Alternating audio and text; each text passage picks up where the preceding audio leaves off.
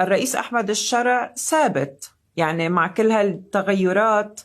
ما منه وضعه مأزوم مثل ما بينقال انه بفترة، يعني فهي مرحلة. وحضرتك من المرة الماضية قلت لي انه انا ما ضد اخفائه او تغييبه من المشهد، بالعكس انه وجوده بهالمرحلة ضرورة، ومن بعدها تسليم ما هو من يأتي بعده.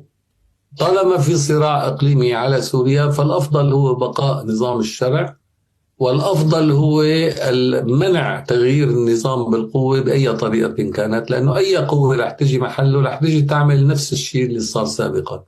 نحن بدنا ننتقل من حالة خلع الرؤساء بالإسقاط والانقلاب إلى حالة تداول سلطة سلمي.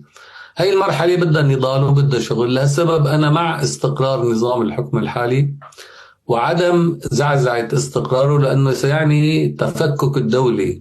طب ما هو يعني مين للأسف اللي عم بفكك ومين اللي عم بزعزع هيدا الاستقرار اليوم؟ القوى المتنازعة، يعني الدرزي بده دولة مستقلة، العلوي بده دولة مستقلة، الكردي بده دولة مستقلة، الإخوان بدهم دولة مستقلة، كل واحد صار بده يعمل دولة، كل أمير حرب بده يعمل دولة. ما بقى حدا بده وبالتالي يعيش مع حدا. وجود الشرع كجهة معترف فيها دوليا، يعني مدعوم من ترامب ومن أردوغان ومن بن سلمان ومن إسرائيل، يعني يعتبر ضماني لبقاء سوريا. وبالتالي وجوده أنا بتصوري بهذه المرحلة وعدم السماح بإسقاطه بالقوة بأي طريقة، لأنه البديل عنه هو الفوضى والبديل عنه التقسيم. وبالتالي أصبح هو رمزا للأسف، رمزا لوحدة وبقاء سوريا.